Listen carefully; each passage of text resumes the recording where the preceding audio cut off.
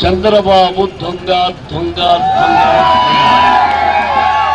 YS Rajasekhara Reddy గారి కుటుంబం చాలా మంచి కుటుంబం, మంచి కుటుంబం, మంచి కుటుంబం. రాబోయే మన ముఖ్యమంత్రి ఆల్రెడీ ముఖ్యమంత్రి అయినటువంటి జగన్ 130 సీట్లతో ఆల్రెడీ గెలిచిపోయాడు. అతని ముఖ్యమంత్రి అయ్యాడు. లోటస్ పాన్ పక్షులు అన్నావు, మీరే అన్నారు రాబందు చంద్రబాబుని. ఇంక వద్దు చంద్రబాబు, నీ నోరును హద్దు పెట్టుకుంటే మాకు కూడా ఎలా మాట్లాడాలో తెలుసు. అంతమందిలో చెప్తున్నా, నువ్వు సభ్యతా సంస్కారంగా మాట్లాడు, మేము సభ్యతా సంస్కారంగా మాట్లాడతాం. ఒకేసారి దొంగ దొంగ అంటే నీ చుట్టూ ఉన్న దొంగలు దొంగలు దొంగలు. ప్రజలారా గుర్తుపెట్టుకోండి, చంద్రబాబు చుట్టూ ఉన్నవాళ్ళు దొంగలు దొంగలు దొంగలు. 100 మంది ఉన్నారు చంద్రబాబు పక్కన. 10 సంవత్సరాల నుంచి ఒకే ఒక దారి, ప్రజల దారి, ప్రజల యోగక్షేమాలు. 3600 కిలోమీటర్లు ఎవరైనా నడవగలరా? అది జగన్కే సాధ్యమైంది.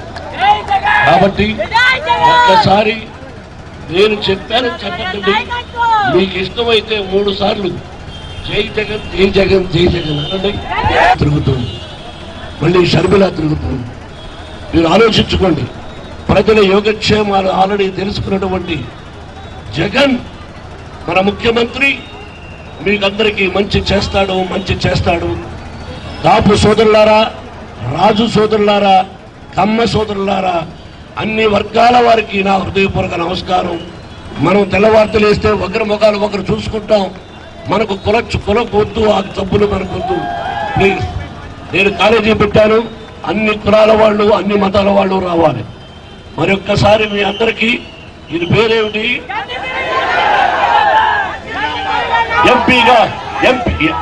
ఎంపీగా నిలబడినటువంటి గ్రంథి శ్రీనివాసరావు కాదా? ఈ పక్కన ఎంపీ, ఇక్కడ ఎమ్మెల్యే గ్రంథి శ్రీనివాసరావు. తప్పకుండా గెలిపించండి, మంచి జరుగుతుంది. అలాగే రామకృష్ణరాజు గారు, రఘురామకృష్ణరాజు, ఎక్కడో ఉన్న వాళ్లకు ఓట్లు వేయొద్దు, అందుబాటులో ఉన్న వ్యక్తులకు వేయండి. నా మాట నమ్మండి. వైఎస్ఆర్సీపీ జగన్ ని గెలిపించండి. మీరేం చెప్పారు సార్?